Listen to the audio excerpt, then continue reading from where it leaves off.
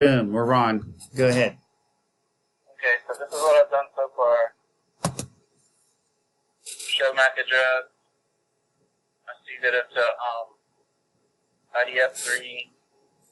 I see that it's plugged into port 01, which you could just use for your map drawing. Mm-hmm.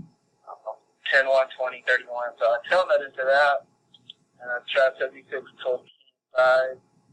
That's right. And Bilbo 202. Show MAC address table address. And then I copied that from the last one. Mm-hmm. And I see this plugged into Fast Ethernet 04. So Okay. that's probably not another switch. So it shows CDP neighbor, Fast Ethernet 04. It's not a switch because there's nothing here. Mm-hmm. So I'll do this. I'll just show MAC address table. It's either port or interface. And you see how everything's on VLAN 20? Mm-hmm. That means that it's probably an AP, and these are the clients that are connected to the AP. Oh, okay. So I would say that with fair certainty that the It's in port 4 in the switch that I'm port 4 telnetted into. IDF1, which is this address here, Mm-hmm. 10, 1, 20, 31. So I'll see how it's configured. I'll just show running configuration. You can just do show run. Mm-hmm. Yeah, Fast Ethernet 04. And you can see that it is trunk port, the native VLAN 202. And that's about it. But it is a Fast Ethernet port, which means everybody that's in that AP is going to share 100 megs, Mm-hmm. which is terribly slow. Yeah, that's not good. If you have 20 people, then their speed will be like less than DSL speed. And I'm assuming this is something we'll be replacing. Yeah, this is one of the switches we're going to replace with the new one. Yeah, so it should get a lot better. But if your whole purpose is locating the APs, then this is a good way to do it. Okay. All right, so I can take it from here then, huh? And this, if you want to toggle the power over Ethernet on it, here's how you do that. Does that think you could have PoE? What kind of AP is this? It's a Unify. What do it get power? Well, I don't see any power bricks here. It is PoE. And the switch is PoE also that it's plugged into, of course, obviously. That 2950 is not PoE. Oh, we're in a 2950 right now, so we went from, let me look 10, at 1, this. 20, 31 is a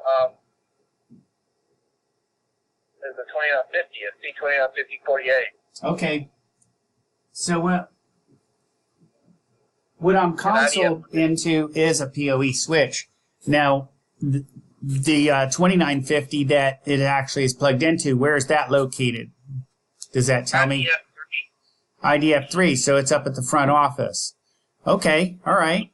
Front office, Fast Ethernet 4. Okay.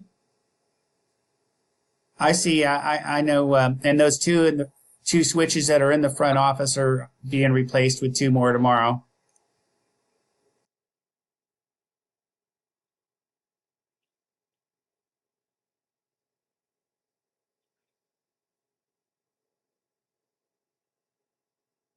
Adjust.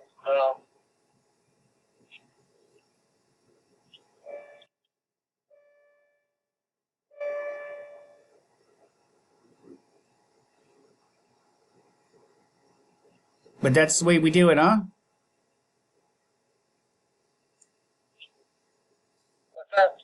Yep. So I see how this would be done. And Yeah.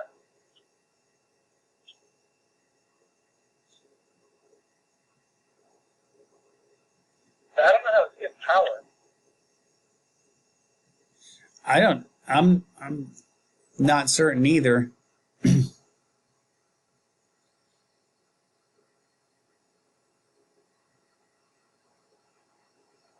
switch is so old it doesn't even have LLDT.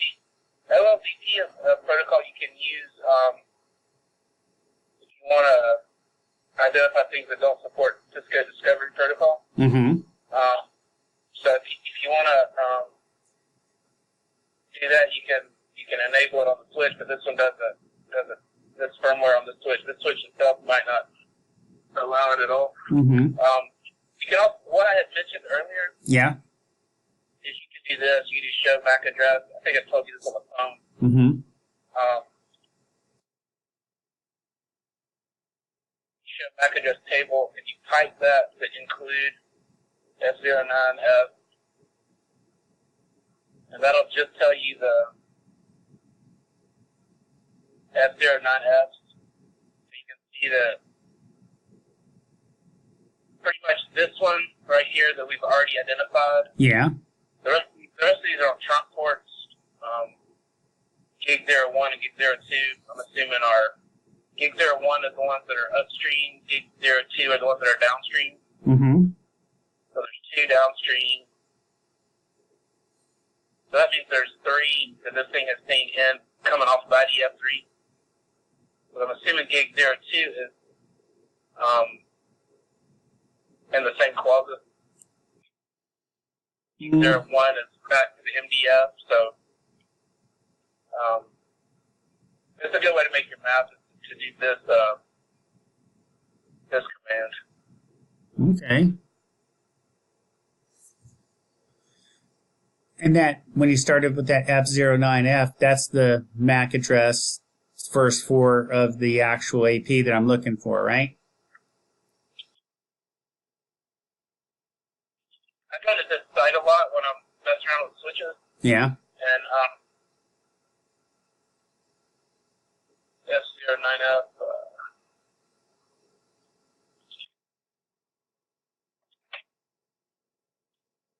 What was more of the MAC address? Do you remember? I have to jump back and look at it. C226. C226. Yeah. It'll tell you the vendor.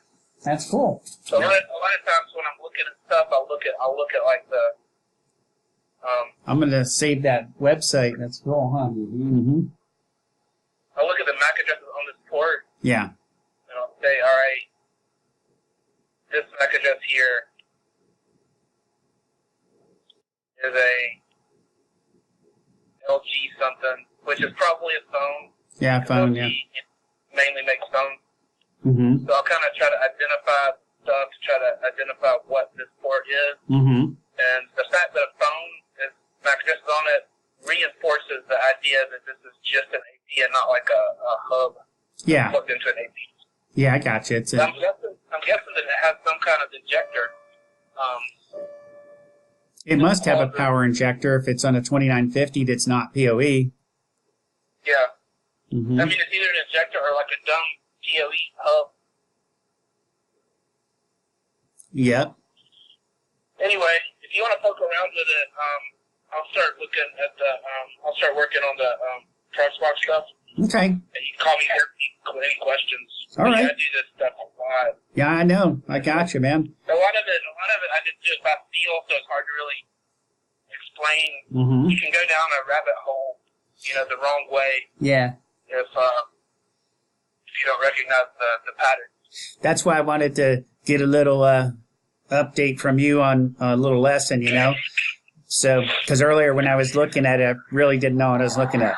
So, hey, I'll let you get back on the Proxmox stuff, and I'll poke around on this a little bit, and then I'll catch up with you later, okay? Okay, and this method that I use, it's the same for every kind of vendor. Yeah. Like whether I'm on a Cisco or HP or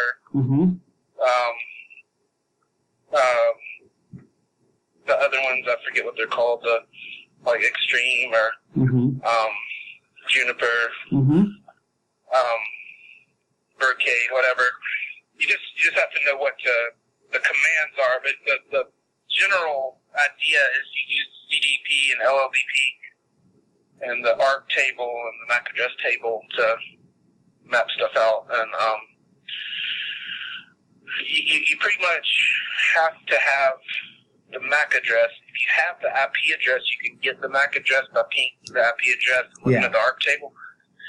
But sometimes you'll have something that will never, like if you have a device that has a hard-coded IP address in it, and it never tries to connect anywhere, it'll never pop up in the ARC table. Oh yeah, because there'll never be a call, a dynamic. Like the way ARC works is like the switch will say, "Hey, where is 10.1.1.1?" and the switch will call out to all the MAC addresses, "Hey, which one of you is 10.1.1.1?" And the one that is will say, B. And it'll say, "Hey, it's on port this port," and it'll waterfall, cascade upstream. Mm-hmm. You follow that. Mm-hmm. But if something has a hard-coded, and a lot when DHCP requests are made, then that gets populated.